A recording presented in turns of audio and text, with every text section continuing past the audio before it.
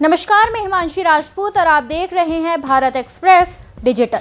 हमें ये कहने में थोड़ी भी हिचकिचाहट नहीं होनी चाहिए कि किसी भी देश का पासपोर्ट उस देश की ताकत को दर्शाता है।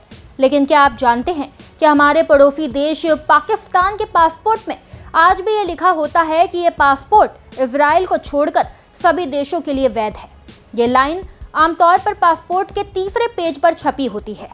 ये पाकिस्तान की आधिकारिक नीति को दर्शाता है कि वो इजराइल को मान्यता नहीं देता और पाकिस्तानी नागरिक इस पासपोर्ट से इजराइल की यात्रा नहीं कर सकते।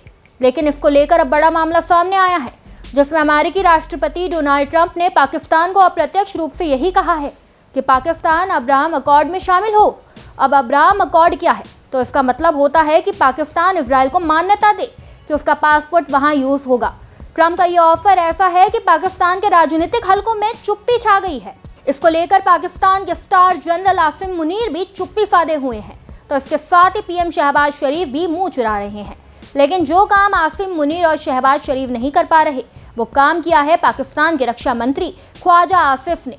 रक्षा मंत्री ख्वाजा आसिफ ने बिना लाग लपेट के अमेरिकी राष्ट्रपति ट्रंप को जवाब देते हुए कहा कि वह निजी तौर पर ऐसे किसी भी समझौते में शामिल होने के खिलाफ है जहां इजराइल को मान्यता मिलती हो। उन्होंने एक टीवी प्रोग्राम पर कहा, जाती तौर पर मेरा ख्याल है कि हमें किसी भी ऐसे अकॉर्ड में शामिल नहीं होना चाहिए जो हमारे बुनियादी नज़रियात के साथ टकराव पैदा हो। मुझे लगता है कि इस बार हमारी ओर से कोई कोशिश नहीं की गई है। उन्होंने कहा कि उन लोगों के साथ किसी तरह बैठेंगे जिन्हें एक दिन भी यकीन नहीं किया जा सकता। उन्होंने कहा कि उन लोगों के साथ हम किस तरह से बैठेंगे जिन पर एक दिन भी यकीन नहीं किया जा सकता।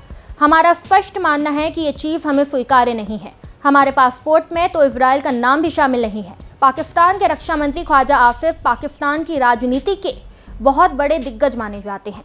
एक अलग डिबेट के दौरान उन्होंने कहा कि हम पाकिस्तानी मुसलमान अपने हिंदू पूर्वजों से नफरत करते हैं।